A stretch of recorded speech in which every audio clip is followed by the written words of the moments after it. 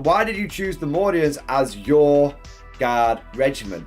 Well, it's a very good question. And one with a fairly, I'm sad to say, fairly mundane answer.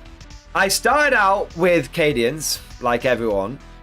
And then what happened is I went to university, and because of limited space in my dorm room, I could only take a certain amount of Warhammer with me. And I basically took one old school. I'll show you guys.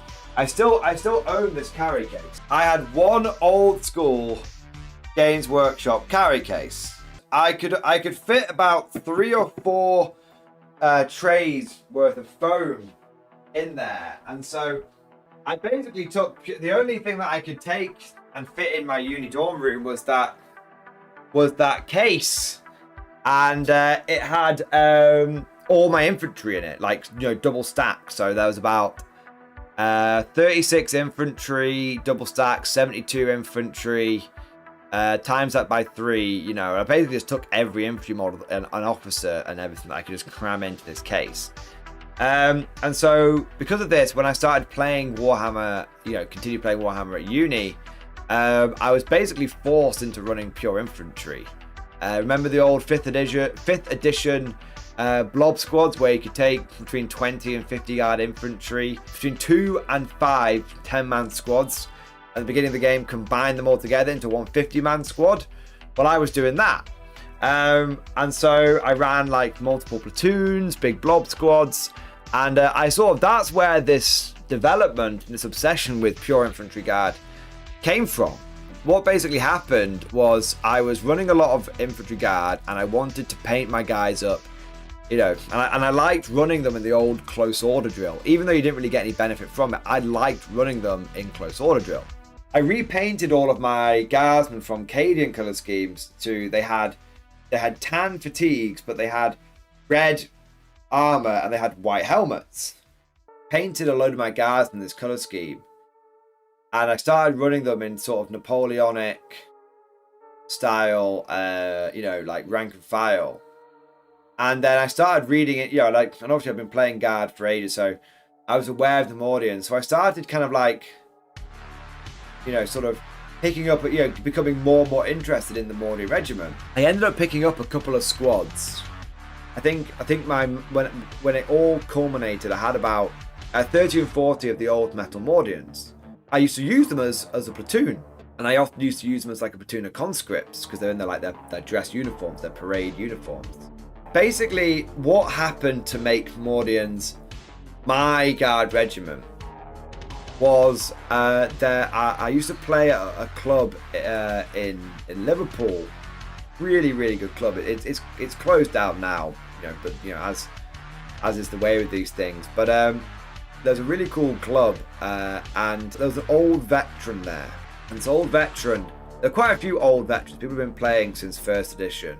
He knew I was interested in pure infantry guard because I'd been to a few local tournaments with my pure infantry. He knew I liked running them ranked up. He knew I was quite interested in the Mordians because I'd been like, you know, eBay rescuing and scavenging a few of these models here and there. He knew that my obsession was kind of like growing with it and that it was becoming one of my favorite regiments. He pulled me to one side, you know, after a game at one tournament and said, "Hey, I know that you love your guard and that, you know, you are sort of our local guard player. Bear in mind this was in sort of 6th edition when guard were fucking bad, so I was the only guard player really running them at this club of sort of 20, 30, 40 people. And he was like, I know you love guard, I have a whole, and I know you like your Mordians. I know this models are kind of expensive to come by because they, especially the special weapons and heavy weapons, which they'd already discontinued at that point. So he said, I have a whole bunch of them. He said, I don't know how many I've got. I don't know the exact count. But I have a shoebox at home, which I've been sat on for years. There must be, you know, a dozen heavy weapon teams, a dozen special weapons in there. God only knows how many rifles. Do you want it? And I was like, yeah, sure, man. Like, how much do you want for it? Because like, and he went, oh, I don't want much for it. I tell you what, give me 50 quid for it. Because he knew I was a student as well, so he knew I didn't have a lot of money. He went, give me 50 quid for it. Pay for my drinks down the pub over this weekend. You know, I think he was like, you know, pay for my drinks this weekend, and you know, give me 50 quid. That'll cover that, and you can have them. And I was like, no way. So he sold me. He literally went, yeah. So next tournament, which was like, he knew I was coming back in a month. I came back a month later. He had them, and I gave him 50 quid cash, and he handed over the shoebox, which contained about 100 metal Mordian infantry, like probably 200 or 300 pounds, probably more that, easily 300 plus pounds worth of models. And I said, are you I remember before I handed him, I went, are you absolutely certain there's no issue if you don't, if you know, because I said, I know these are worth a lot. And he went, mate, it's not about the money for me. Like, I just know that you are going to enjoy these models more than I am. And that's really all that matters to me about this. I'd want someone to enjoy using them. And he handed it over to me, and I gave him the 50 quid. And you know, that was that. That was where it began. Because I only had a few of the old metal squads that DW had sold, you know, which didn't come with any special weapons. It was just 9 riflemen and a las pistol guy. And seeing these old, all these old sculpts of the autocannons and the las cannons and all this kind of stuff, it basically, it completely hooked me. And it was at the point that I wanted to start making Warhammer YouTube videos, and so I was at the height of, at the time, my Mordian hype, and so that's where it started. And then I've been obsessed with the Mordians ever since. Now, yeah, look where that nice gesture has taken us, Mordian. Exactly. It's something that I try and pass on myself. So several times over the last few, especially over the last few years, if there's models that I know I'm not going to use, even if I could sell them for something, I have given them away. In fact, this very weekend, not this weekend, the one that's just been, I was doing a battle report with That Rat Bastard, our resident, that's fast becoming our resident Skaven player on the channel. And as a thank you to him, because he's done 3 battle reports with me at fairly short notice, which is a huge help, a huge favor for the channel. As a thank you, not only did I buy him not only did I buy him a beer whilst we were playing, but I also dug out from my pile of shame a bunch of old Skaven that I've been sitting on for 10 years. So there were 13 Plague Monks, a random Clan Rat, and then there were 2 Rat Ogres.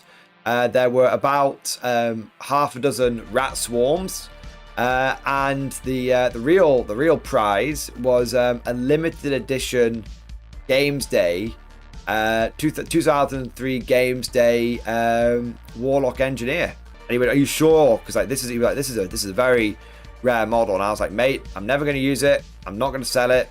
I know you are going to use this because you are absolutely obsessed with Skaven. So take it." And I said, "Take it, get it painted up, and let's see what let's play against him in the next battle report." There we go. And I think it's important. I think it's, you know, when you're getting into 40k for the first time, especially if you're whether you're a young teenager or a young man, you know, or young woman, you know, it's 2024, guys. There are plenty. I've seen a surprising number of females around the around the gaming tables these days. I even made one cry at a tournament once. When you're first getting into this, especially if you're a little younger, the idea of someone giving away Warhammer is insane because Warhammer is really expensive. Now that I'm not old, but you know, I'm 31, coming on 32. I get it now. You know, I get it. Like you have these piles of shame. It's almost more effort than it's worth. Like selling the little bits and bobs. It's absolutely better. Rather than me sticking those Skaven on eBay and maybe getting 20 or 30 quid for them, having to fuck around, like boxing them up and all that kind of stuff. You know what's much better? Me giving them to a member of the community as a thank you for them helping me out. Alex Wargamer, those of you who know him from the old battle ports, Chaos Alex, and from the Bolt Action battle ports from 2nd edition, he had a young nephew getting to 40k for the first time, wants the Space Marines, and Alex was like, he knows I've got an extensive pile of shame. he was like, do you have any spare space for me? And I was like, yeah, just take these. He's like, do you want anything for him? I was like, some beer money. Fine, I don't really care. Like, just, I'm never gonna use 3 random aggressors. Never gonna use, some of it was legends, so I was like, I'm never gonna use this new inbox Landspeeder Storm. I'm never gonna use this wasn't legend, Stormhawk Intercept or anything like that. I'm never gonna use it for my Marines. So just take them, buy me a takeaway tonight, and you can have them for your nephew, no problem. That's it. Like, his young nephew getting into the game, he's like sort of, I think he's like 12 or 13 years old, and it's just like, yeah, it saves his parents going out and spending a shitload of money on, and he might not even like it. And if they end up like throwing the models away or selling them on for more, it's fine. I was never going to use them. It's not a problem. I think it's almost, yeah, as Squidfist has said, it's important for the old heads to help out the young bloods. I had some when I was young, and I tried to spread the love now that I can afford to. That's literally it. I think it's like the veteran's duty. It is the hobby veteran's duty, wherever possible, help out people getting into the hobby, no matter how old or how young they are, to help out someone getting into the hobby for the first time, because that is how that's truly how this community grows in the best possible way. And even if you help someone out and they only try it out for a little bit and then they're gone again, that's fine. It still was important at the time. Yeah.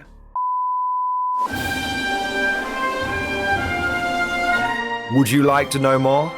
If so, then please consider becoming a channel member or patron. By supporting the channel, not only will you be doing your part, but you'll also be helping me create more content for your viewing pleasure and unlocking a whole host of perks. You get everything from a badge next to your name, custom emojis, but the big one is access to the Mordian Glory Discord server, an online community with almost 2,500 active members. It's always popping off in the MG Discord. We've got channels for army lists, hobbying, tactics, stories, and even a pretty spicy meme section as well.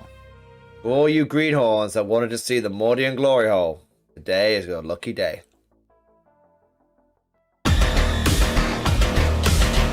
And joking aside, I do want to say a massive thank you to all of the current channel members and patrons.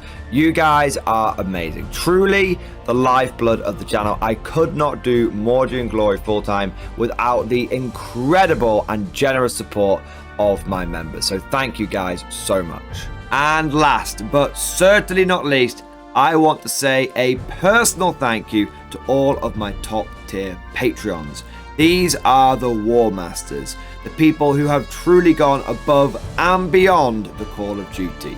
So a heartfelt thank you to Alex Dengal, Bon Vert, Lord Pryor, Mark Panconi, RJ Scorpion, Swordfish Trombone, Try Again Bragg, John Stubbs, Nick Walsh, Diesel Fox, and August Barney. Seriously guys, thank you from the bottom of my heart. Your support is incredible and it makes a huge difference. Thank you so much. That's all for now. Hope you've all enjoyed today's video, and of course, as always, see you guys next time.